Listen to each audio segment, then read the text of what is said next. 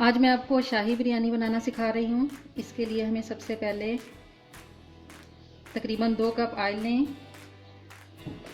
और इसमें 6-7 दरमियाने अदद के प्याज लेकर इनको ब्राउन कर लें। ये बिरयानी मैं बीफ में बना रही हूँ, इसलिए मैंने कुकर का इस्तेमाल किया है। आप जानते हैं कि बड़ा गोश्त गलने में थोड़ा टाइम लेता है, इसलिए कुकर में बना रही हूँ ताकि जल्दी से बन सके। जब प्याज ब्राउन हो जाए तो इसमें अदरक लहसुन का पेस्ट शामिल कर दें।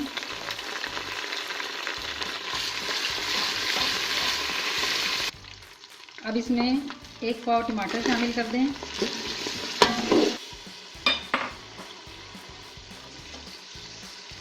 साबुत धनिया पिसा हुआ 2 चम्मच, नमक हस्बे जायका, पिसी हुई सूरख मिर्च 2 टीस्पून, गरम मसाला इसमें तेज़पात, सफ़ेद ज़ीरा साबुत, बादियान का फूल, जायफल, जवतरी, लौंगें, काली मिर्चें और बड़ी इलायची, ये सब मसाले इसमें डाल दें।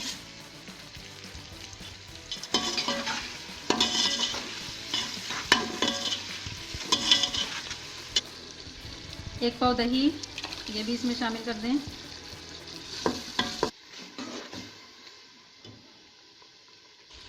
अब 1 किलो बीफ इसमें शामिल कर दें। इसको अच्छी तरह से मिक्स करें।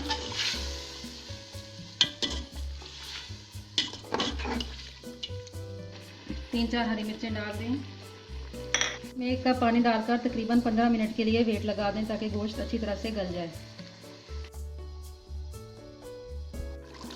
15 मिनट के बाद हमने इसको खोला है, गोश्त गल चुका है। अब हम इसमें 2 दरमियाने साइज़ के आलू लेकर उसके बड़े बड़े टुकड़े काट कर वो इसमें डाल देंगे और इसको 5-7 मिनट तक पकाएंगे ताकि आलू गल जाएं। दूसरे चूल्हे पर हमने चावल उबाल लिए हैं। चावलों को उबालने का तरीका मैंने आपको पिछली रेसिपीज़ में दिखाया है। आप पिछली रेसिपीज़ चेक कर सकते हैं। कागान हरियाली बिरयानी में भी मैंने चावलों को उबालने का तरीका बताया हुआ है। आलू गल चुके हैं, मसाले को भून लें 2 मिनट तक। भूनने के बाद चूल्हा बंद करके इसको एक साइड पर रख दें। अब दम लगाने के लिए खुले मुंह की पतीली में थोड़ा सा ऑयल डालें, हल्का सा पानी का छींटा दें।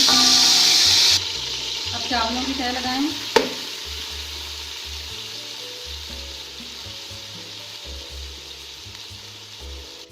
पुदीना छिड़कें। अब ऊपर मसाले की तह लगाएं।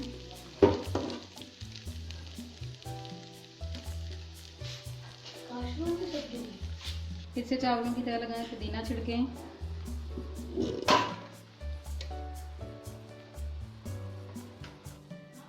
अब छोटी इलायची 3-4 लेकर मैंने उनके बीज निकालकर बारीक पीस लिया था, वो भी इसके ऊपर छिड़क दें आखिर में। थोड़े से काजू और बादाम इनको दरमियान से काट लें और ये भी इनके ऊपर छिड़क दें।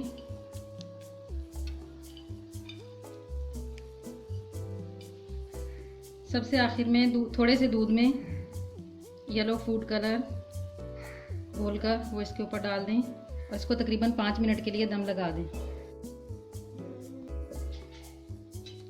5 मिनट दम लगाने के बाद इसको खोलें और चावलों को मिक्स कर लें।